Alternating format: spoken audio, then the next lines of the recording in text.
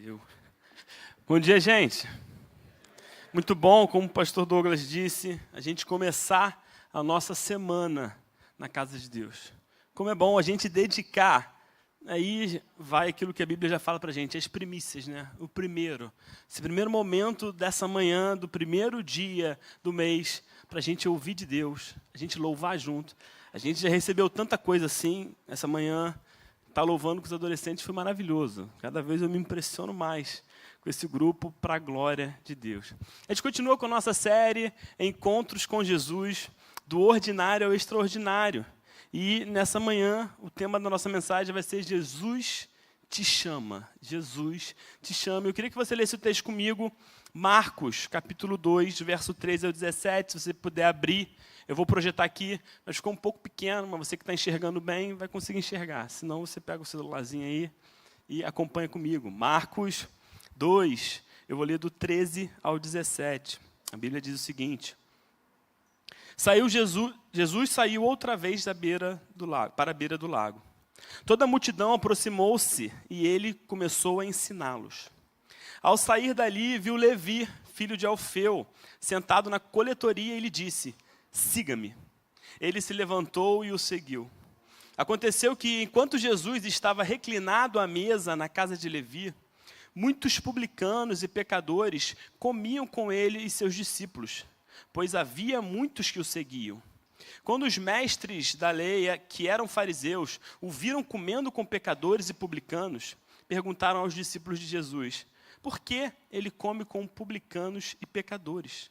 Ouvindo isso, Jesus lhes disse: não são os que têm saúde que precisam de médico, mas sim os doentes. Eu não vim chamar justos, mas pecadores. Vamos orar juntos, meus irmãos. Senhor Jesus, obrigado por essa manhã.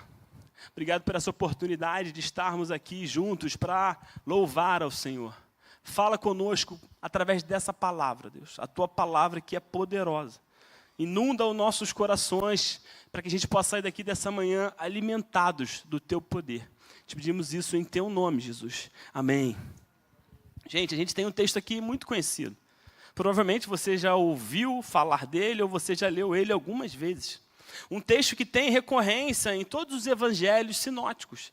O que é o evangelho sinótico? Para quem não sabe, aquele que tem o mesmo olhar. Mateus, Marcos e Lucas, eles têm o mesmo olhar sobre os fatos. João, se você reparou, é totalmente diferente.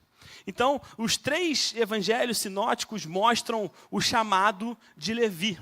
Levi, também conhecido como Mateus. A gente não sabe se ele trocou o nome depois que Jesus o chamou de Levi para Mateus, ou se o nome dele, alguns dizem que era Levi Mateus, e ele começou a usar outro nome. Fato é que ele usa, a partir desse momento, o nome de Mateus. Assim como Pedro mudou o nome de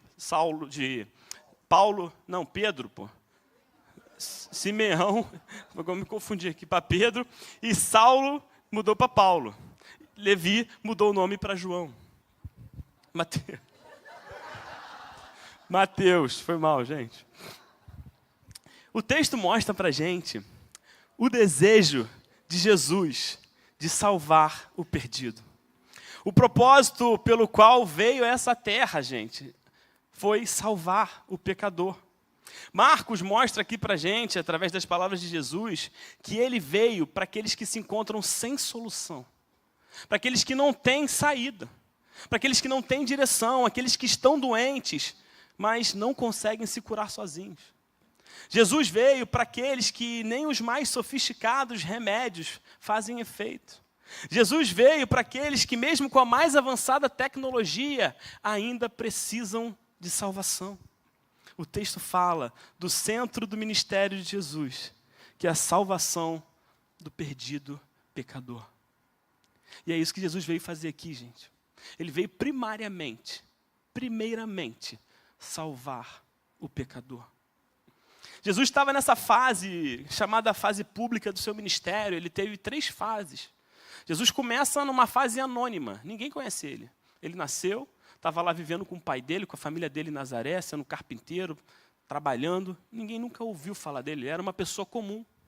E de repente, quando o momento é chegado e o seu ministério começa, ele começa a pregar. E começa a fazer milagre, começa a curar, começa a salvar. E as pessoas começam a perceber Jesus.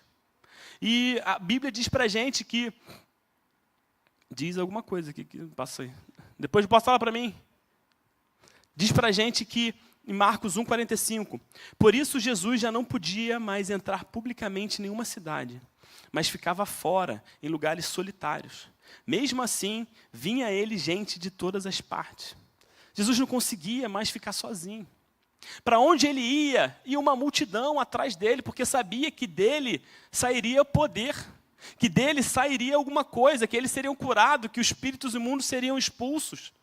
A gente vê no capítulo 1, verso 34 de Marcos, e Jesus curou muitos que sofriam várias doenças, também expulsou muitos demônios. Gente, naquela época havia exorcismo, havia expulsão de demônios, só que em regra ela durava uma semana.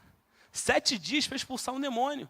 Quando o pessoal olhou Jesus falando, sai, e o demônio saía, eles ficaram impressionados. Quem é esse que cura dessa forma? Quem é esse que expulsa demônios dessa forma?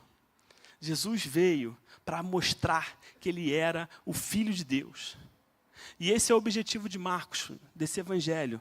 Mostrar que Jesus é o Filho de Deus. Marcos 1:1, o princípio do evangelho de Jesus Cristo, o Filho de Deus. Marcos quer mostrar com o seu evangelho que Jesus é esse Filho do único e poderoso Deus. E cada evangelho, gente, tem um objetivo. Mateus, Levi, foi escrito para os judeus, enfatizando o cumprimento das profecias e mostrando que ele era aquele Messias esperado. Lucas foi escrito para os gentios, destacando a misericórdia de Deus. E João escreveu para os cristãos convertidos, querendo combater heresias. E o próprio João nos diz, aquele que é a palavra estava no mundo. Aquele que é a palavra tornou-se carne e viveu entre nós. E esse texto faz eco com o texto de Gênesis, você lembra comigo? Quando Deus criou todas as coisas e disse, pela palavra. Jesus, juntamente com Deus, estava criando todas as coisas. E por isso, ele era sim, o Filho poderoso de Deus. Nesse caminho, pelo evangelho de Marcos, ele cura aleijados, cura leprosos. E logo antes de entrar nesse texto, ele cura um paralítico. Você lembra da história que a casa estava lotada? 4 amigos chegaram e desceram um paralítico pelo telhado, a fim de que Jesus pudesse curá-lo. E nesse texto acontece algo incrível. Antes de Jesus curá-lo da paralisia, Jesus salva a alma dele. E isso deixa os fariseus ainda mais impressionados. E a grande questão, gente, é que Jesus ele veio fazendo sinais e maravilhas. E isso é incrível, mas a maior obra que ele veio fazer em nossas vidas não tem relação com os nossos problemas terrenos, mas com o nosso destino eterno. O verso 5 do capítulo 2 de Marcos diz, vendo a fé que eles tinham, Jesus disse ao paralítico, filho, os seus pecados estão perdoados. Jesus veio a essa terra para mais que curar doenças físicas, mas para curar a gente do pecado que levava a gente para a morte. E os fariseus sabiam disso. Quando eles olharam para Jesus, eles falaram, quem é esse cara que está fazendo obras de Deus? Agora diz que perdoa pecados como Deus, mas eu não posso acreditar que ele seja Deus. Eles tinham um problema grave, porque eles enxergavam que só Deus podia fazer aquilo que Jesus estava fazendo, mas ainda assim, eles não reconheceram Jesus como Salvador. Sim, Jesus era Deus. E nesse momento, nesse texto, ele vai ao encontro de mais um discípulo. Jesus está novamente ensinando a beira-mar, algo que ele sempre fez no seu ministério, e você entende porque ele foi para a beira-mar. Logo antes, ele estava numa casa lotada de gente, apertado, abarrotado, tão abarrotado que tiveram que descer o paralítico pela janela. Ele falou, gente, acabamos aqui, deixa eu dar uma passeada agora à beira-mar. Foi dar uma passeada ali na orla ali de Camboinhos. Quando ele chegou lá, geral estava lá. Como a gente leu, ele não podia mais andar, porque todo mundo ia atrás dele. E o pessoal vai ouvir Jesus e ele não se furta de ensinar o povo. Vários textos você vê Jesus com piedade das pessoas. Lembra aquele texto que ele fez a multiplicação de pães e peixes? Os discípulos falaram, vai, despede o povo, porque está chegando tarde. Ele falou, mas vou despedir sem comida? Não, tendo compaixão deles, Jesus chamou e fez aquela multiplicação. Jesus continuou ensinando sobre o reino. O texto não fala para a gente o que ele ensinou, mas com certeza ele ensinava sobre salvação, sobre arrependimento. E depois que ele termina seu ensino, ele prossegue andando. Eu queria que você se colocasse comigo mentalmente nessa cena. Jesus saindo da beira-mar, caminhando. E ele vê uma banca, como se fosse uma mesinha, e muitas pessoas. Provavelmente alguns soldados romanos. E aquele lugar era a coletoria, onde eles cobravam e guardavam alguns impostos. Provavelmente levavam para outro lugar, mas ali tinha que ser bem guardado. E Jesus olha para várias pessoas ao mesmo tempo. Mas ele vê uma pessoa. Ele enxerga Levi. E Levi trabalhava nessa coletoria, que era um órgão responsável por colher impostos daqueles que moravam na Judéia, na Pérea, na Idumeia, toda aquela região lá de Jerusalém e todos os arredores. A grande questão sobre a coletoria era que as pessoas que eram responsáveis por colher impostos, chamados publicanos, em sua maioria eram corruptos. Por que eram corruptos? Porque Roma falava assim, quero que você arrecade X. Se eles arrecadarem mais que X, não importava para os romanos. Então a maioria arrecadava mais e ficava para si. E eles recrutavam algum dentre o povo, judeus, amigos, irmãos da galera ali, para poder trabalhar para eles. Então esses judeus que trabalhavam colhendo impostos do próprio povo, eram odiados por todo mundo. E aí ele enxerga Levi, Mateus, que era um publicano. E o mais intrigante desse texto é que diante de tantas pessoas, Jesus olha para um publicano e o vê. E o primeiro ponto que eu queria trazer para você aqui, mesmo que seja perifericamente nesse texto, meus irmãos, é que Jesus nos vê. Isso era algo que ele costumava fazer, ele costumava enxergar as pessoas. Jesus olhava com aquele olhar penetrante. Você lembra da história do jovem rico? Quando o jovem rico diz que fazia tudo o que tinha que fazer, encheu o peito dizendo que sempre cumpria todas as exigências, Jesus olha fixamente para ele, enxergando a alma dele, o coração dele. E o amou, como diz a Bíblia. Viu que no coração dele as riquezas estavam como um ídolo que distanciavam ele de Deus. Ele fez isso com Natanael, quando viu ele debaixo da figueira, antes dele se apresentar a Jesus. Ele fez isso com Zaqueu, lembra? Zaqueu estava lá em cima da árvore. Ele passou numa multidão. Ele viu Zaqueu. Meus irmãos, o ensino aqui é claro para a gente. Jesus nos vê. Independente de quem você é. Independente do que você faz. Levi era odiado. Eu posso imaginar quando Jesus chama Levi, os discípulos que estavam andando com ele já, Pedro, Tiago, João e André, cutucando o outro. Caraca, esse cara está chamando esse Levi. Ninguém gosta dele. Mas chamou ele.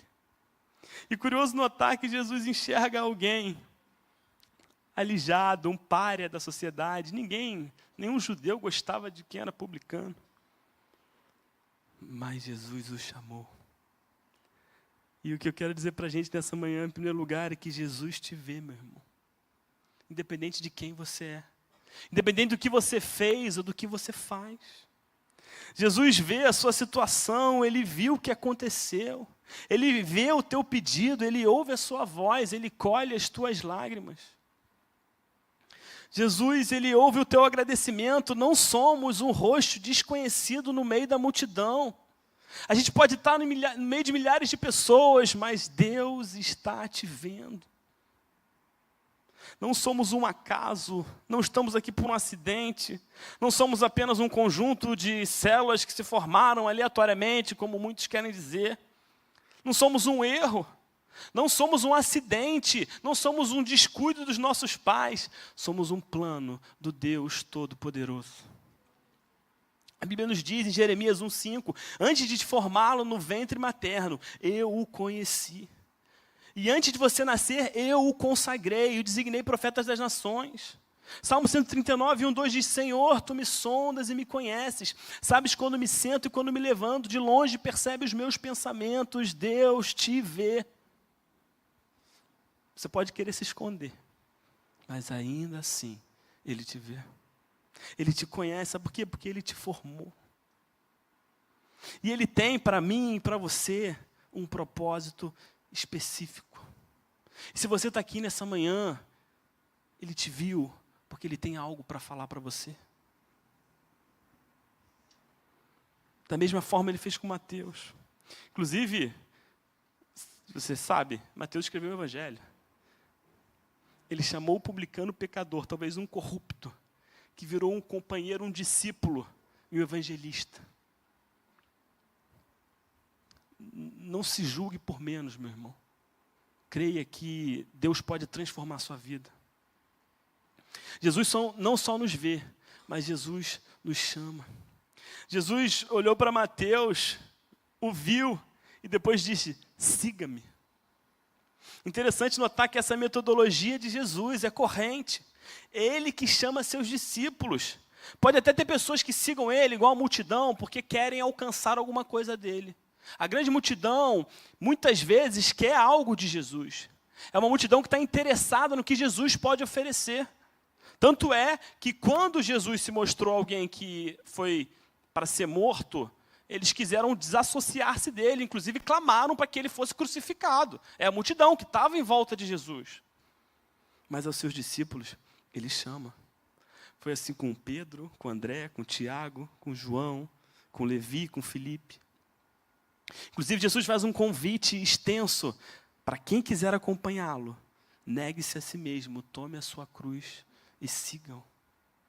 Jesus chama seus discípulos, dando direções para eles.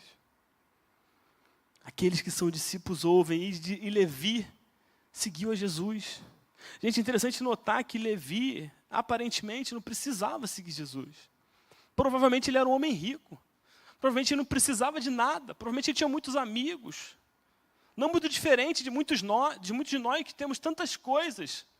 E aparentemente não precisamos de Jesus. Ele larga o seu emprego, ele larga o seu ciclo social, ele larga a sua reputação para seguir a Jesus. E por quê? Porque ele precisa de mais dinheiro, mais bens? Não. Porque Jesus, meu irmão, é o bom pastor. E quando as ovelhas ouvem a sua voz, elas o seguem. Eu sou o bom pastor. Eu conheço as minhas ovelhas e elas me conhecem. Jesus chama os seus discípulos e eles o ouvem, porque as ovelhas de Jesus ouvem a sua voz. As minhas ovelhas ouvem a minha voz, eu as conheço e elas me seguem. Por que eu e você seguimos a Jesus, meu? Porque a gente percebeu que precisava dele sozinho? Não. Porque ele escolheu a gente. Vocês não me escolheram, mas eu escolhi vocês. Ele abriu os nossos olhos, assim como ele abriu os olhos de Levi. E Levi, com a cabeça mudada, seguiu Jesus. E logo mais tarde, no mesmo dia, ele ofereceu um jantar para Jesus. E nada mais natural de que querer apresentar Jesus para os seus amigos. Então ele leva todos os publicanos, amigos dele, e pecadores para esse jantar. Só a galera boa, aquele jantar que você já sabe. Não vou nem citar, aquele pessoal que você já conhece, que pode estar nesse jantar. E quando os fariseus passam e olham Jesus reclinado, comendo do lado de um pecador publicano, do lado daquelas pessoas com má fama naquela região, eles ficam perplexos. Mas como assim? Comendo com pecadores? Fariseus e suas regras, meus irmãos. Eles sempre mudam tudo. Eles começaram a dizer que não podia mais, no sábado, levar uma determinada quantidade de peso, não podia andar um determinado número de quilômetros. Tudo isso porque eles queriam cumprir regras. E Jesus tem um grande problema com eles, porque eles são hipócritas. E eu queria ler com você a descrição que Jesus faz dos fariseus, que ela é muito, assim, intensa e profunda. Bota para mim aí, Bernardo. Mateus 23. Eu queria que você ficasse bem atento. É um texto extenso, mas muito importante. Presta atenção. Quem são os fariseus? Então Jesus disse à multidão e aos seus discípulos: os mestres da lei e os fariseus sentam na cadeira de Moisés. Obedeçam e façam tudo o que eles dizem a vocês, mas não façam o que eles fazem, pois não praticam o que pregam. Eles atam fardos pesados e os colocam sobre os ombros dos homens, mas eles mesmos não estão dispostos a levantar um só dedo para movê-los. Tudo o que fazem é para serem bem vistos pelos homens. Fazem seus filactérios, que são aquelas caixinhas que eles botam as leis nos braços, bem largos, e põem longos enfeites em suas vestes. Amam os lugares de honra nos banquetes, os assentos mais importantes nas sinagogas, as saudações nas praças e que as pessoas os chamem de rabi. Contudo, vocês não devem ser chamados de rabi, porque um só é o mestre de vocês, e todos vocês são irmãos. A ninguém na terra chamem pai, porque vocês só têm um pai, aquele que está no céu. Tampouco vocês devem ser chamados guia, porque vocês só têm um guia, o Cristo. O maior entre vocês deverá ser servo, pois todo aquele que se exaltar será humilhado, e todo aquele que se humilhar será exaltado. Ai de vocês, mestres da lei e fariseus, hipócritas!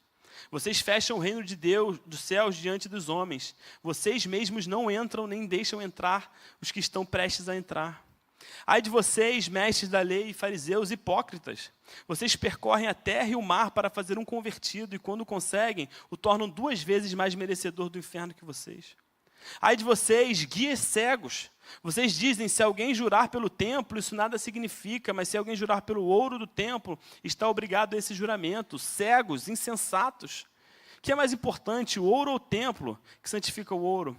Vocês também dizem, se alguém jurar pelo altar, isso nada significa, mas se alguém jurar pela oferta que está sobre ele, está obrigado por esse julgamento. Cegos! O que é mais importante, a oferta ou o altar que santifica a oferta? Portanto, aquele que jurar pelo altar, jura por ele, por tudo que está sobre ele. E o que jurar pelo templo, jura por ele e por aquele que habita nele. Aquele que jurar pelos céus, jura pelo trono e por aquele que nele está sentado. Ai de vocês, mestres da lei e fariseus, hipócritas! Pois vocês dão dízimo do hortelã e do endro e do cominho, mas têm negligenciado os preceitos mais importantes da lei: a justiça, a misericórdia e a fidelidade. Vocês devem praticar estas coisas sem negligenciar aquelas. Guias cegos, vocês comem um mosquito, mas engolem um camelo.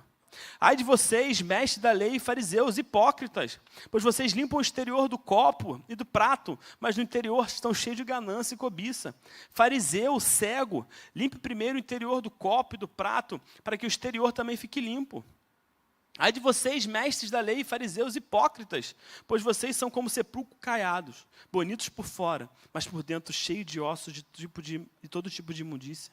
Assim são vocês, por fora parecem justos ao povo, mas por dentro estão cheios de hipocrisia e iniquidade. Ai de vocês, mestres da lei e fariseus, hipócritas, pois edificam os túmulos dos profetas e adornam os monumentos dos justos, e dizem, se tivéssemos vivido no tempo dos nossos antepassados, não teríamos tomado parte com eles no derramamento do sangue dos profetas. Assim testemunham contra vocês mesmos, que são descendentes dos que assassinaram os profetas. Completem, pois, o que seus antepassados começaram: serpentes, raça de víboras. Como vocês escaparão da condenação do inferno? Por isso estou enviando-lhe profetas, sábios e mestres da lei. A uns vocês matarão e crucificarão. A outros açoitarão nas sinagogas e perseguirão de cidade em cidade. Assim recairá sobre vocês todo o sangue justo derramado na terra, desde o sangue do justo Abel até o sangue de Zacarias, filho de Baraquias, a quem vocês assassinaram entre o templo e o altar. Em verdade lhes digo que tudo isso sobrevirá a esta geração. Jerusalém, Jerusalém, você que mata os profetas e apedreja os que são enviados. Quantas vezes eu quis reunir os seus filhos como a galinha reúne os pintinhos debaixo das asas, mas vocês não quiseram. Eis que a casa de vocês ficará deserta, pois eu digo que vocês não me verão mais, até que digam, bendito é o que vem em nome do Senhor.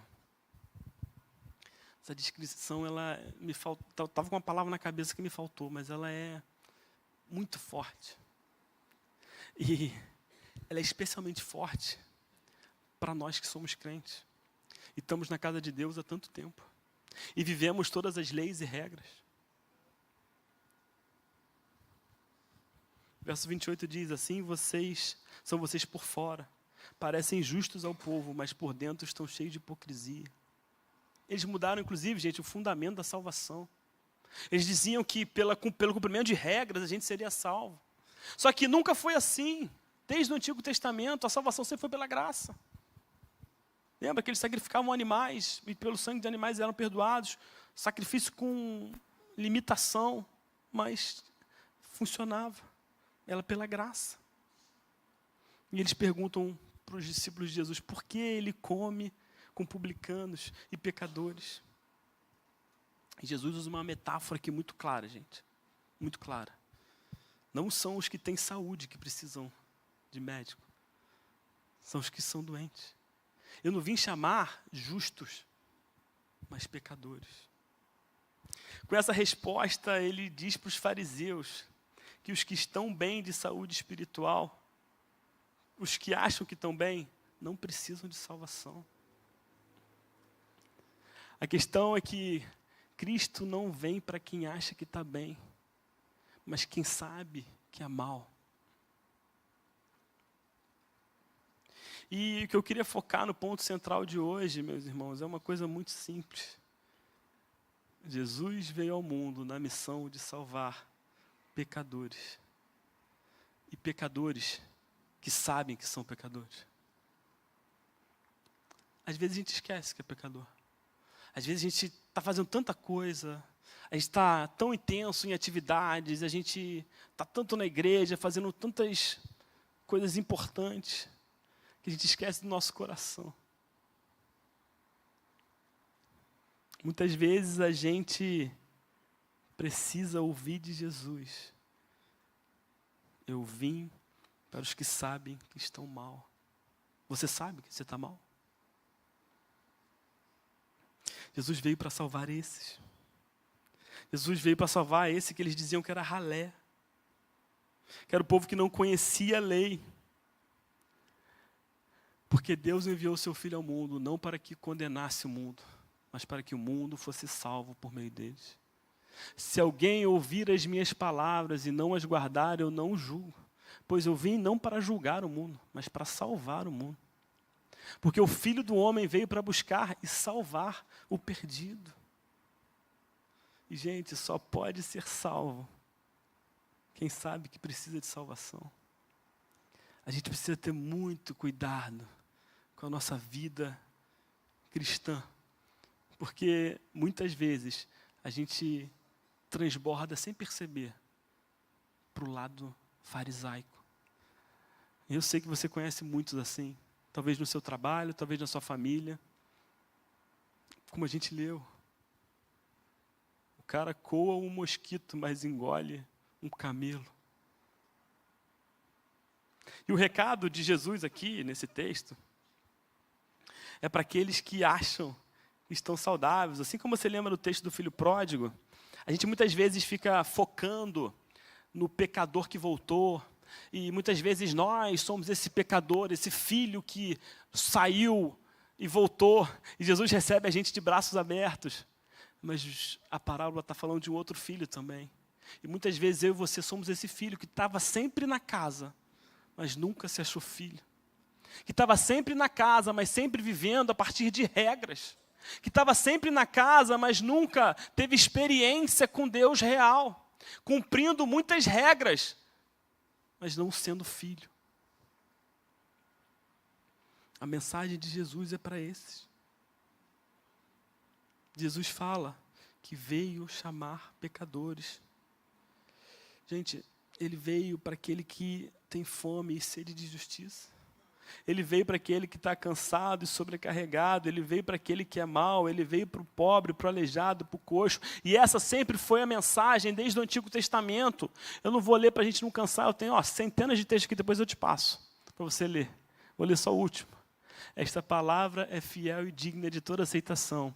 Que Cristo Jesus veio ao mundo para salvar os pecadores, dos quais eu sou o principal. Paulo diz para a gente, Jesus veio primariamente para alcançar o perdido. E é isso que a mensagem do Evangelho traz. A mensagem do Evangelho traz salvação para aquele que entende que precisa de salvação. O fariseu, e a crítica de Jesus foi direta, achava que não precisava.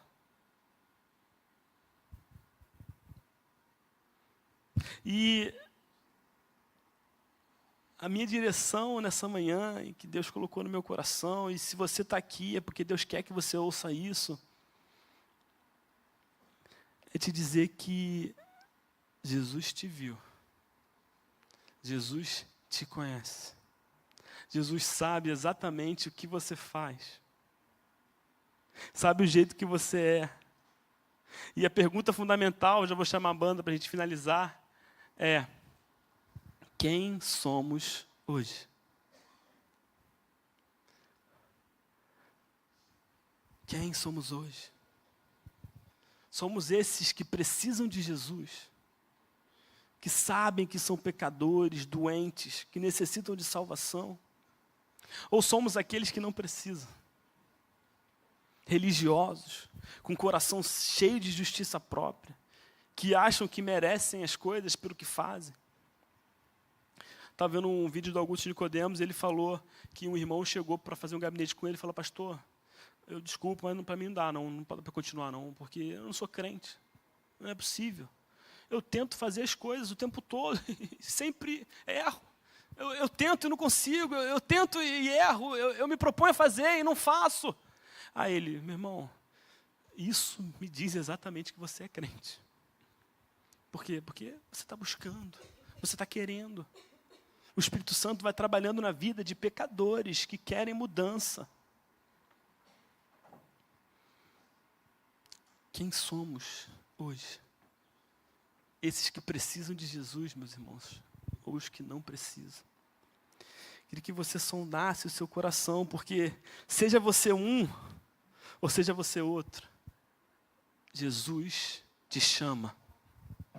Seja você um pecador convicto, ou um fariseu disfarçado, Jesus te chama. Basta você nessa manhã aceitar o convite do Evangelho, desse que veio e morreu a nossa morte, para nos dar a sua vida. Desse que amou tanto o mundo, que entregou seu próprio filho para morrer por nós. Desse que ultrapassou as barreiras e estendeu a mão para aquele que estava de costas para ele. Eu queria que você pensasse nessa manhã, que seja você um inveterado pecador, seja você um fariseu, Jesus quer te salvar. Ele veio para nos dar a salvação. E é por isso que esse encontro de Levi, ele se torna de um encontro ordinário, de uma conversa, de um chamado, para um encontro extraordinário. Porque de uma chamada, Jesus transforma a vida de um homem. E é isso que Ele quer fazer na minha e na sua vida. Ele te chama hoje para transformar a sua vida e te salvar. Amém? Que você ficasse de pé, para a gente poder orar. Que o Senhor Jesus possa trabalhar isso no teu coração. Que o Senhor Jesus, juntamente com o Espírito Santo, possa trabalhar isso na sua mente, a fim de que você enxergue com os olhos espirituais a sua real condição e você clame pelo socorro do Salvador. Vamos orar. Jesus, obrigado. Obrigado pela tua palavra tão simples, mas tão poderosa. Obrigado pela tua palavra que já ouvimos tantas vezes, mas que mexe tanto com o nosso coração. Obrigado porque o Senhor nos faz enxergar quem de fato somos, quem verdadeiramente somos. Pai, em nome de Jesus, perdoa nossos pecados, tem misericórdia de nós, Pai. O Senhor é aquele que, independente de onde estamos, o Senhor nos vê, o Senhor nos enxerga. Independente de que situação estejamos nos encontrando, o Senhor nos alcança. O teu sacrifício, o teu poder é capaz de alcançar qualquer pessoa em qualquer situação. Não somos tão pecadores que não conseguimos ser salvos por ti, porque não depende de nós, depende do Senhor. Então, Pai, alcança nessa manhã cada um aqui. Alcança aquele que nunca ouviu falar do Senhor, mas alcança aquele que também já ouviu falar tantas vezes, mas nessa manhã se fez claro que precisa de Ti. Pai, em nome de Jesus, a gente clama pela Tua intervenção, porque sem Ti, nada somos e nada podemos, Pai. Tem misericórdia de nós, Jesus. Clamamos pela Tua salvação nessa manhã. Teu nome te pedimos. Amém. Vamos louvar juntos com mais uma música.